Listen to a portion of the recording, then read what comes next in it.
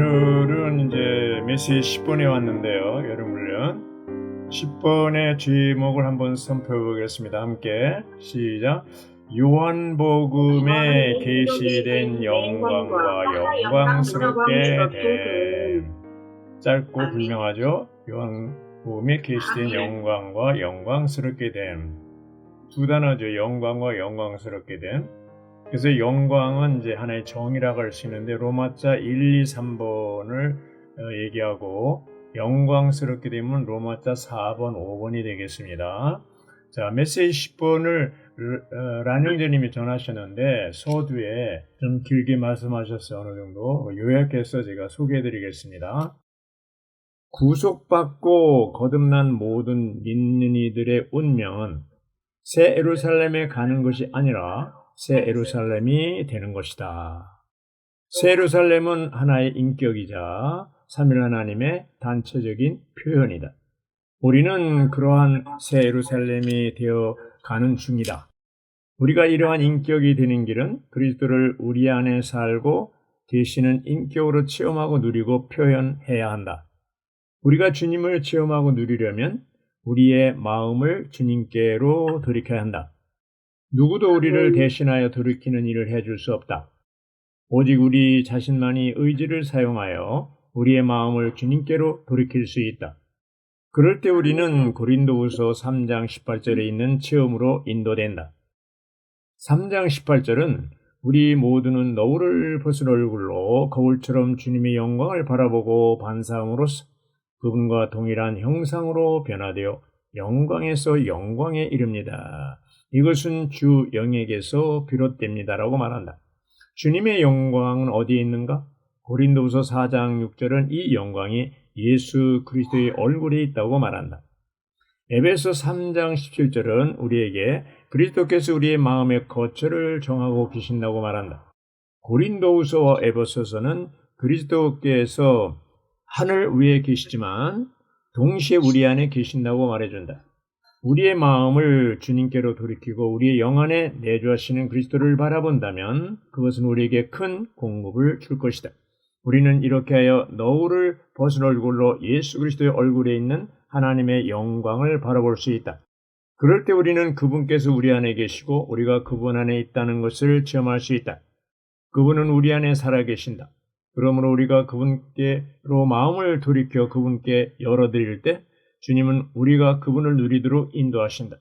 우리의 마음을 그분께 돌이키는 것이 우리 일상생활의 규칙적인 한 부분이 되어야 한다. 우리는 매일 주님께 진실한 마음으로 이렇게 구해야 한다. 주님, 부디 오늘 하루 분량의 은혜를 제게 공급해 주십시오. 당신은 오늘 무슨 일이 일어날지 아십니다. 오늘 무슨 일이 일어나도 그것을 감당할 수 있도록 제게 공급해 주십시오.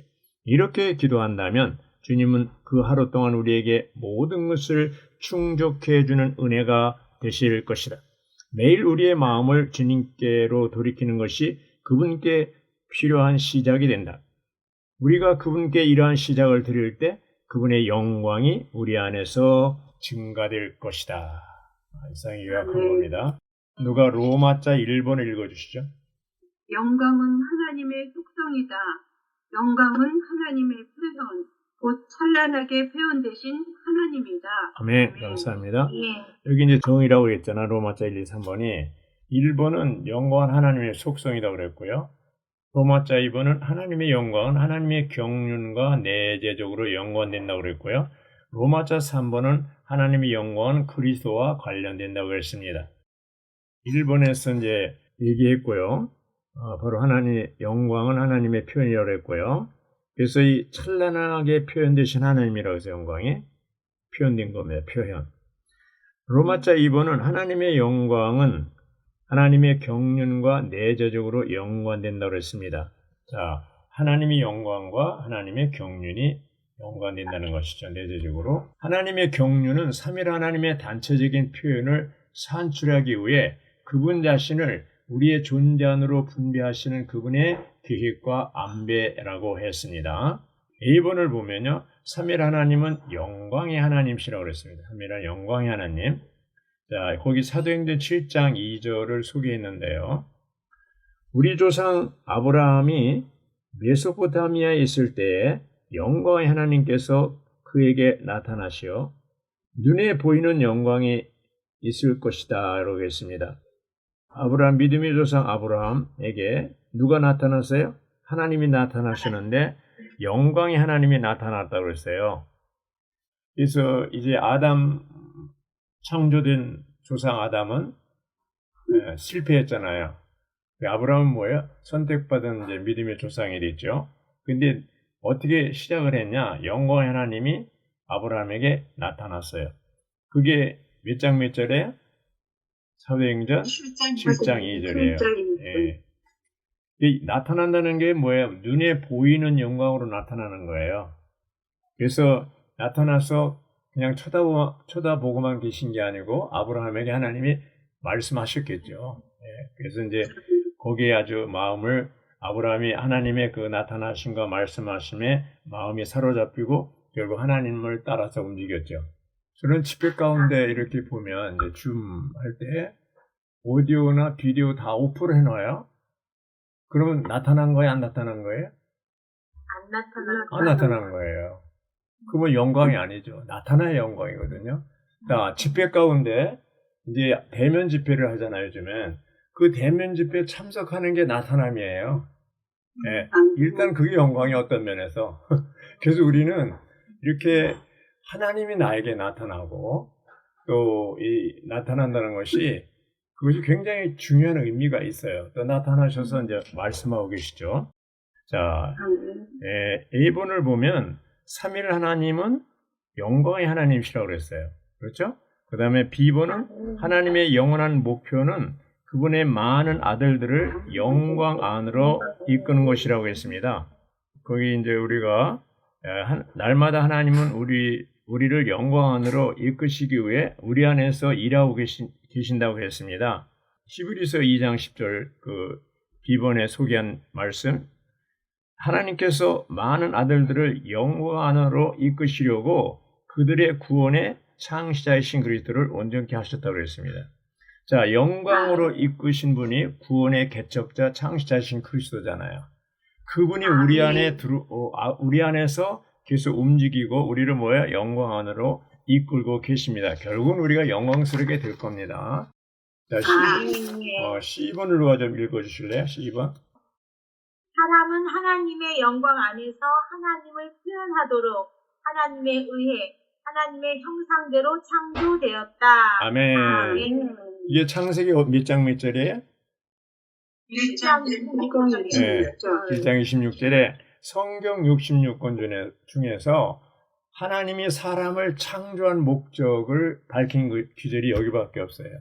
그리고 도서관에 수백만 권의 책이 있고 수십만 권의 책이 있지만 사람의 존재, 하나님이 사람을 창조한 목적, 그리고 사람이 누구냐, 사람이 무엇이냐 이렇게 할 때 그 사람이 존재하는 의미를 알려준 것은 여기 창세기 1장 26절밖에 없어요. 거기 뭐라고 그랬어요? 하나님이 형상과 모양대로 우리가 사람을 만들고 이렇게 됐잖아요. 그래서 사람은 각기 종류대로 해서 어떤 종류로 만들어졌어요? 하나님 종류로만, 하나님과에 속한 거예요. 모든 짐승들, 날짐승 다 각기 종류대로 만들었는데 사람은 뭐예요? 하나님 종류대로 만들었는데 타락해서 인류가 된 것이죠. 타락해서 인류가 됐습니다. 사람이 창조된 목적은 한 가지밖에 없어요.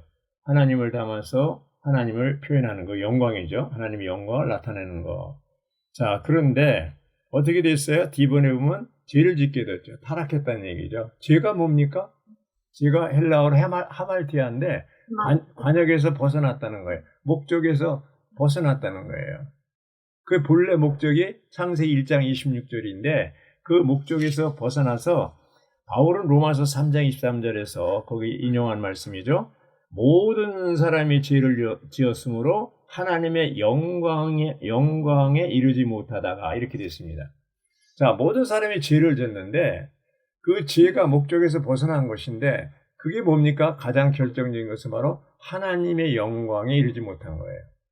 하나님과 관계가 끊어진 겁니다. 그러니까 영광에 이르지 못하죠. 그래서 이런 상태에 빠졌어요. 아담 이후에 4,000년 동안 하나님은 계시다가 2000년 전에 4000년 후에 육신으로 나타나신 분이 누구예요? 바로 그리스도죠. 육신으로 나타나셨습니다. 나타나신 거, 영광이 나타난 겁니다. 독생자의 영광으로 나타난 겁니다. 그래서 이 영문자 2번에 보면 그리스도의 구속은 하나님의 영광의 요구를 이루셨다 이렇게 되어 있습니다. 거기 소개한 로마서 3장 24절에 보면 그리스도의 구속으로 말미암아 우리는 하나님의 요구를 이루었다 이렇게 되어 있습니다. 구속이라는 게 뭐예요? 피로 값주고 이제 대가를 지불한 거잖아요.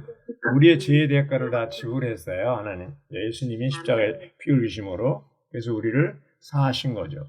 하나님과 사람을 다시 연결한 거잖아요. 타락하기 전에는 생명나무 열매를 먹기만 하면 됐는데 타락한 후에는 죄 때문에 한 번 더 단계가 필요하죠. 바로 죄의 문제를 해결해야 되는 단계죠. C번은 창조의 목적, D번은 타락, 2번은 영문자 2번은 구속. F번은 뭐예요? 그리스도의 영광의 복음, 이제 복음이 이제 우리에게 주어지는 것이죠. 그리스도의 구속을 받아들일 때 이게 복음이 되는 거잖아요.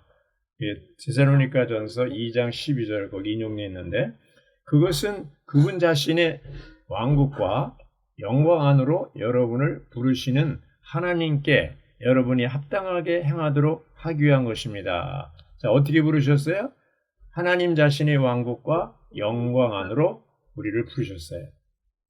우리를 구원시키는 거에 죄로부터 구원하고 이런 게 아니라 우리를 부르신 목적이 뭐예요?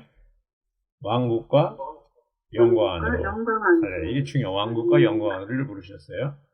지번을 보면 영문자 지번 모든 것을 포함하신 그리스도는 영광의 소망으로서 우리 안에 거하신다. 그래서 여기 골로새 1장 27절이 그거 나오잖아요. 이 비밀은 여러분 안에 계신 그리스도인데 곧 영광의 소망이다. 네. 자, 우리의 영광의 소망은 뭐예요? 내주하는 그리스도입니다. 사람들한테 당신은 예수 믿는 목적이 뭐냐고 물으면 아마 답변이 여러 가지 많을 거예요. 마음의 평안을 위해서, 자녀들이 잘 되기 위해서, 하여튼 등등 있잖아요. 그렇게 얘기할 거예요. 근데 여기서 볼 때 딱 한 가지 목적밖에 없어요. 바로 영광의 소망. 네. 우리 안에 계신 그리스도가 바로 영광의 소망. 그리스도와 똑같이 되는 겁니다. 마다들과 똑같이 되는 겁니다. 이것이 예수 믿는 목적입니다. H번에 보면 우리가 주님의 영광을 주목하고 반사할 때 주님의 형상으로 변화되면서 영광에서 영광이 이른다. 이건 영광에서 영광이 이른다는 것은 점진적으로 변화되는 걸 얘기하는 거죠. 단계별로. I번을 보면요. 여기 이게 이제 14가지로 나와요. 이게 로마자 2번에서 14가지 나오는데 이제 I번을 보면 하나님의 유기적인 구원의 목표와 이 구원의 마지막 단계는 영광, 곧 우리가 영광스럽게 되는 것이다. 놀랍지 않습니까?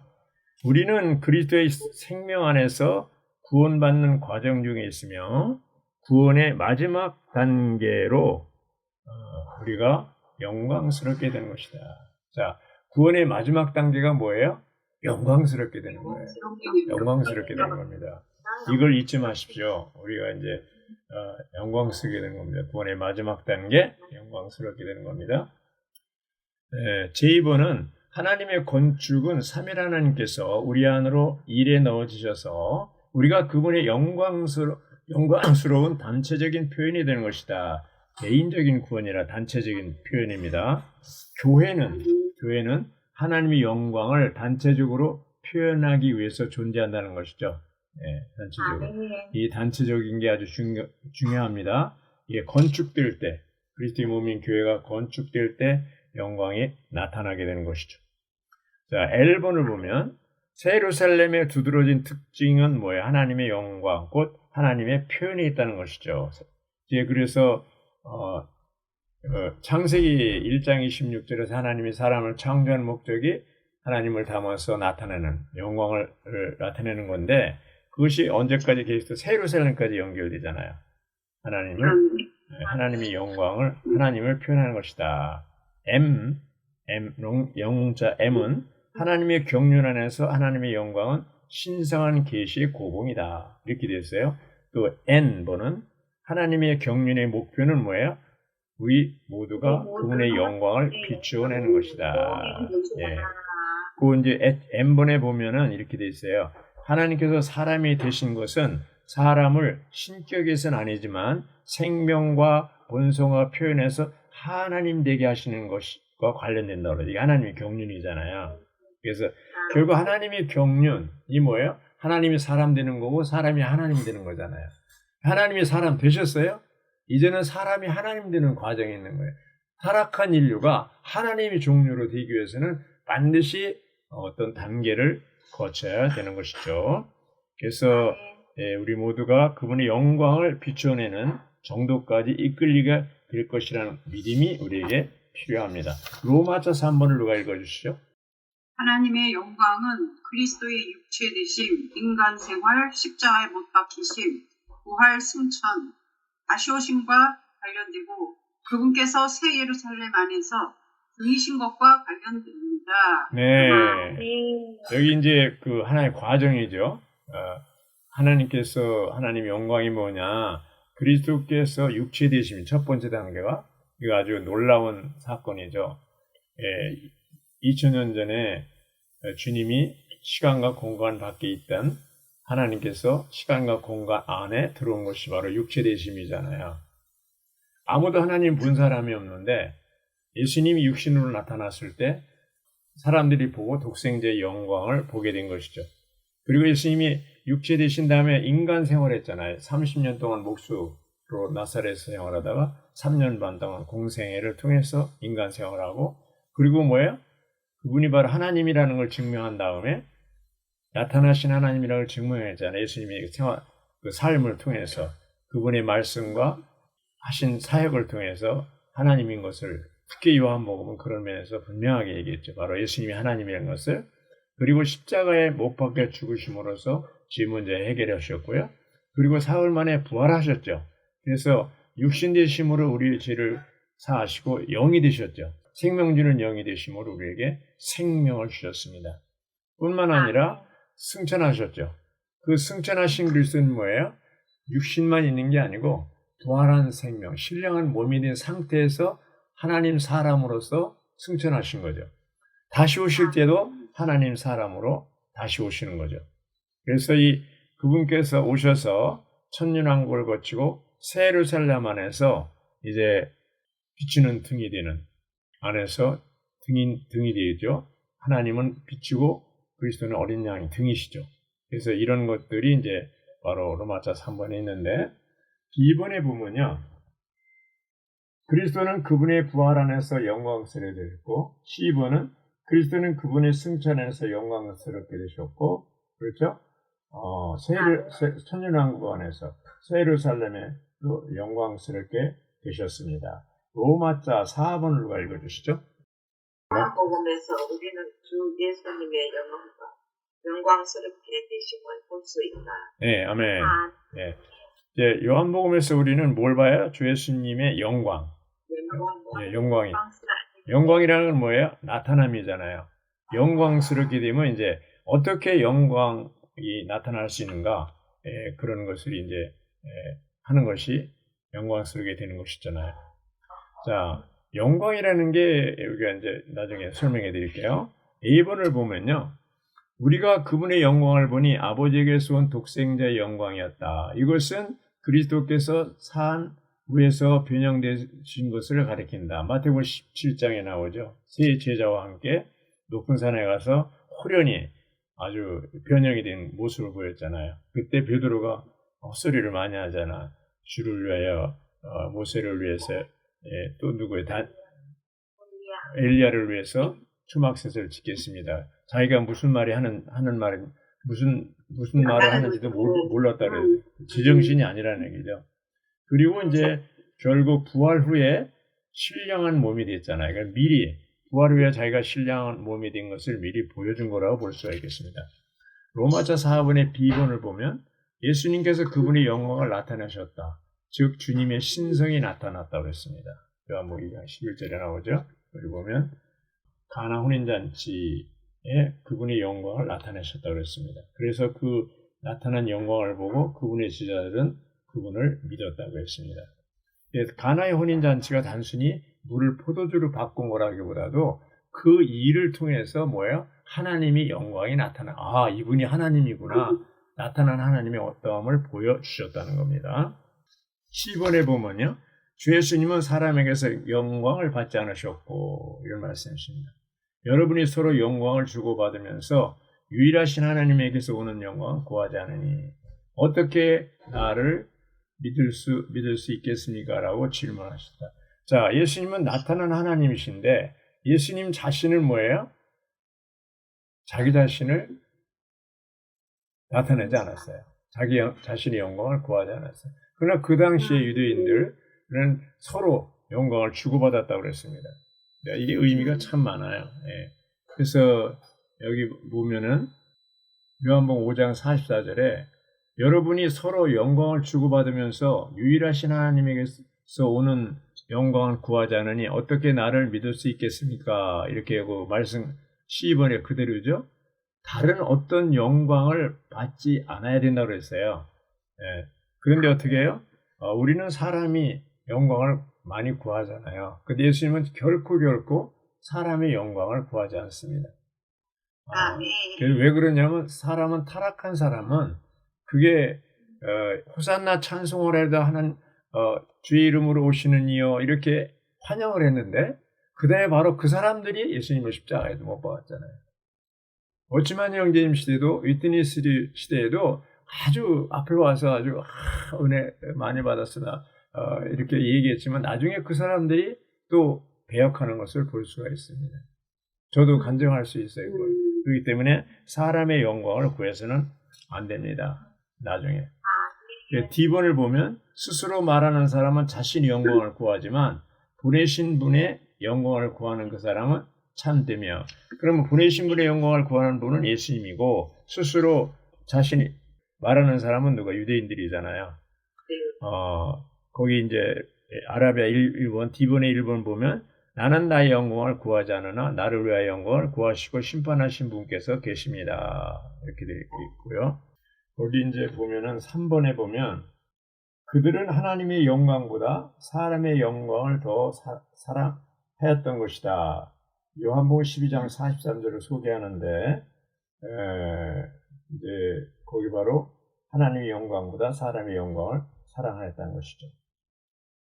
이제 우리의 말하는 방식을 훈련받아야 한다고 했습니다. 라는 형제님이 이 3번 길게 설명하면서 우리가 하는 모든 말은 녹음되었고 그리스도의 심판대 앞에서 재생될 것임을 기억해야 된다고 그랬어요. 그래서 12장 36절 마태복음 이런 거기 소개한 말씀입니다. 내가 여러분에게 말합니다. 사람들은 자기가 하는 모든 무익한 말에 대하여 심판날에 낱낱이 진술해야 할 것입니다. 그리스도 심판대 앞에서 야, 너 이제 주님이 이제 뭔가 결론을 결정하려고 그럴 때 우리는 지금 시치미를 많이 떼잖아요. 나 그런 적 없는데. 근데 주님 앞에서 그리스도 심판대 앞에서는 시치미를 뗄 수 있어요, 없어요? 없어요. 뭐 시치미 떼잖아요. 나 주님 그거 억울합니다. 그래. 그러면 틀어. 그래서 몇 년, 몇 월, 며칠에 그걸 동영상을 딱 보여줘요. 할 말 없죠. 또 낱낱이 직구한다고 그랬어요. 낱낱이. 녹음을 다 하는 겁니다. 녹음을. 무익한 모든 그게 마태복음 12장 36절에 있잖아요. 1, 2, 3, 6. 12장 36절에 낱낱이 구한다고 그랬습니다.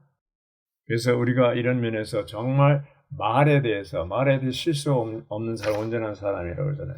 함부로 말하면 안 됩니다. 다른 사람 정죄하고 안 본다고 해서 안 보는 데서 함부로 다른 사람 판단하고 정죄하거나 보는 데서 말하지 않지만 뒤에서 자꾸 안 믿는 사람들은 뭐 말할 것도 없고 기독교에 있는 사람들 말할 것도 없고 회복하려는 우리 형제자매들이 결코 그렇게 해서는 안 된다는 거죠. 왜? 그래도 심판대 앞에 낱낱이 다 직구하게 됩니다. 영문자 2번에 보면요. 예수님은 사람의 아들이 영광스럽게 될 때가 왔습니다. 라고 말씀하셨다. 사람의 아들이신 예수님께서 영광스럽게 되는 것은 그분께서 죽고 부활하시는 것이었다. 그래서 이 영광스럽게 되는 것과 부활하시는 것은 거의 동일한 동시에 일어난 일을 얘기한다고 그랬습니다. 자, F본을 보면요. 요한복음 17장에서 예수님은 아들을 영광스럽게 하셔서 아들이 아버지를 영광스럽게 하도록 하여 주십시오. 1절이죠. 또 아버지, 세상이 있기 전에 내가 아버지와 함께 가졌던 그 영광으로 지금도 아버지와 함께 나를 영광스럽게 해주십시오. 5절이죠. 이렇게 말씀하셨다는 거예요. 그래서 아들은 그분의 죽음과 부활을 통해 아버지께서 영광스럽게 되실 것을 알고 계셨어요. 그렇기 때문에 십자가를 앞두고 아들은 그거에 대해서 두려워하지 않고 담대하게 죽음 앞에 십자가를 졌던 것을 알 수가 있습니다. 아멘. 1번, F번의 1번은 이것이 요한복음 17장에는 주님의 기도의 주제라고 그랬어요. 17장의 기도의 주제는 뭐예요? 하나야, 하나. 신성한 생명, 거룩한 말씀, 신성한 영광 안에서 하나가 포함되어 있다고 그랬습니다. 2번, 이 기도를 하시기 전에 주 예수님은 자신이 영광스럽게 되실 것이고 아버지께서 자신 안에서 영광스럽게 되실 거라고 예언하셨어요. 미리 죽기 전에 기도하신 거죠. 영문자 G번을 누가 읽어주시죠? 영문자 G번. 주 예수님은 우리가 하나의 가장 높은 단계, 곧 삼일 하나님의 단체적인 표현을 위한 신성한 영광 안에서의 하나 안으로 들어가기를 기도하셨다. 아버지께서 나에게 주신 영광을 내가 그들에게 준 것은 우리가 하나인 것 같이 그들도 하나가 되도록 하려는 것입니다. 네. 17장, 요한복음 17장 22절의 기도잖아요. 그래서 이 가장 높은 단계의 하나는 신성한 영광 안에서의 하나라고 했어요. 이것이 바로 삼위일 하나님을 단체적으로 표현하는 거라고 했습니다. 1번을 보면 이것은 믿는 이들이 가장 깊은 하나, 곧 하나님의 단체적인 표현을 위한 신성한 영광 안에서의 하나를 얘기하고 있는 거예요. 아버지는 아들에게 영광이 주어졌고 아들은 이 영광을 우리에게, 교회에게 주셨다고 그랬습니다. 이것은 뭐냐? 이렇게 하나 되게 하는 것의 방면에서 자신의 자아를 온전히 부인한 믿는 이들은 아버지의 영광을 그분이 온전히 하나 되는 요인으로 누려 단체적으로도 건축된 방식으로 하나님을 표현한다고 그랬습니다. 여기에서 이제 길게 란영잼이 얘기했는데 지난 수십 년간 우리에게 어느 정도의 하나가 있었다. 그러나 우리는 이 하나가 가장 높은 정도의 하나가 아님을 깨달아야 한다. 이게 란영잼 교통 내용입니다. 가장 높은 수준의 하나는 신성한 영광 안에서의 하나이다. 생명의 체험에서 생명의 체험이죠. 생명의 인식이 있고 그 책에서 보면 세 번째 단계가 있는데 그 세 번째 단계는 십자가의 단계라고 했어요. 수십 년간 교회 생활 안에서 있었지만 세 번째 단계를 통과하지 못한 수천 명의 성도들로 인하여 나는 마음이 아프다. 이렇게 얘기했습니다. 세 번째 단계를 통과하고 네 번째 단계에 도달한 성도들만이 몸을 알고 또 목양할 수 있다고 그랬습니다. 그건 무슨 말이에요? 다른 사람을 도와줄 수 있다는 거죠. 이끌어주고 가장 높은 영광으로 인도할 수 있다는 겁니다. 자, 묻겠습니다. 자매님들, 지금 세 번째 단계를 통과했어, 안 했어요? 십자가의 단계? 왜 대답이 없어요? 과정이 있어요? 그러니까 이 생명의 체험의 단계, 세 번째 단계가 십자가의 단계인데 세 번째 단계를 통과해야만 네 번째 단계 오는데 몸의 단계잖아요. 그래서 우리 모두가 반드시 사람들이 다 자기가 영적이라고 생각해요. 근데 십자가의 단계는 통과하지 않은 경우가 많습니다. 그래서 여기 이제 로마자 5번을 누가 읽어주시죠? 삼일 하나님의 재현이신 아들 그리스도는 아버지의 영광스럽게 되십니다. 아멘. 이제 삼일 하나님의 체현이신 아들 그리스도는 아버지의 영광스럽게 되십니다. 이제 5번 결국 이제 영광과 영광스럽게 되는 거잖아요. 그래서 여기 17장 1절 아까 읽어드렸죠. 영광스럽게 되면 1번 되면 나타남을 의미하며 영광스럽게 되는 것은 나타나는 것이다 그랬습니다. 나타나는 것이에요. 영광이 나타나는 거는 예를 들면 전등은 보이지 않는 전기의 나타남이라고 그랬죠. 예. 그리스도는 뭐예요? 보이지 않는 하나님의 나타난 독생자의 영광의 나타남이잖아요. 교회는 보이지 않는 그리스도의 나타남이 돼야 된다는 것이죠. B번의 1번을 보면 주님은 그분의 메시지에서 영광스럽게 되심에 대해 말씀하셨고 그분의 기도에서 영광스럽게 되심을 위해 기도하셨다. 그래서 영광스럽게 됨을 얘기한 다음에 기도를 했죠. 11장에서 기도를 했습니다. 하나 안에 드는 기도를 영광스럽게 되려 하나가 필요하다는 거죠. 그래서 A번, 작은 A번을 보면 영광스럽게 되는 것은 부활하는 것을 의미한다. 영광스럽게 되는 뭐라고 그랬어요? 부활하는 걸 의미한다. 부활하는 것. 이는 주님께서 부활하셨을 때 영광스럽게 되셨기 때문이다. 그분의 부활은 그분을 영광 안으로 이끌었다고 했습니다. 12번에 보면 오늘날 바로 교회에 의해 아들께서 영광스럽게 되심으로 아버지께서 아들 안에서 아들을 통해 영광스럽게 되실 것이다. 자, 여기 이제 보면 첫 번째 아들을 통해서 아버지께서 영광스럽게 되고요. 두 번째는 뭐예요? 교회에 의해서 아버지께서 영광스럽게 되는 거예요. 영광은 신성한 생명과 1번이 10번이 1번입니다. 영광은 신성한 생명과 신성한 본성의 표현이다. 자, 영광이 뭐라고 그랬어요? 신성한 생명, 신성한 본성의 표현이라고 그랬어요. 우리가 신성한 생명과 신성한 본성에 의해 살수록 교회 안에 신성한 영광이 더욱 많아질 것이다. 네. 거기 이제 에베소 3장 21절은 교회 안에서와 그리스도 예수님 안에서 영광이 대대로 영원 무궁히 있으시기를 바랍니다. 그러니까 그리스도 예수님을 통해서 교회를 통해서 영광이 나타난다는 것이죠. 자, 일반적으로 이제 그러다가 우리가 먹든지 마시든지 무엇을 하든지 하나님의 영광을 위해 살아 이렇게 얘기하잖아요. 기독교에서도 그게 고린도전서 10장 11절이거든요. 그러므로 여러분이 먹든지 마시든지 무엇을 하든지 모든 것을 하나님의 영광을 위해서 하십시오. 자, 여기서 모든 거 하나님의 영광을 위해서 한다는 말이 무슨 말이에요? 오늘날 기독교에서 큰 잘못 이해하는 게 뭐냐면 하나님의 영광을 위해서 한다는 말을 잘못 이것을 받아들여가지고 물질적인 영역으로 받아들여요. 무슨 11조를 많이 한다거나 또 자녀가 잘 된다거나 승진한다거나 또 무슨 사업이 잘 된다 이런 쪽으로 이제 아이고 하나님께 영광 드린다고 생각해요. 그게 전혀 틀린 말은 아니지만 그러나 그것이 여기서 얘기하는 영광은 아닙니다. 여기 뭐라 그랬어요? 영광은 신성한 생명, 신성한 본성의 표현이다. 생명이 어떤 생명은 어떤 생활이 표현이 나와요. 개의 생명은 개의 생활이 나오잖아요. 그렇죠. 사자의 생명은 사자의 생활이 나와요. 사람의 생명은 사람의 생명이 나와요. 하나님의 생명도 하나님 사람의 생활이 나오는 것이죠. 네. 그래서 영광은 뭐예요? 어떤 물질적인 축복이 아니고 신성한 생명과 신성한 본성의 표현이다. 이렇게 볼 수가 있습니다. 2번의 A번을 보면요. 우리가 하나일 때 그리스도께서 영광스럽게 되시고 아버지도 영광스럽게 되신다. 하나일 때. 그렇죠? 원수를 패배시키는 것은 하나님 아버지의 영광이 단체적으로 표현되는 것이 하나 될 때, 건축될 때 원수를 패배시킬 수가 있습니다. 작은 B번 요한복음 17장에 나오는 하나는 아버지께서 아들 안에서 영광스럽게 되시기 위한 하나이라고 했습니다.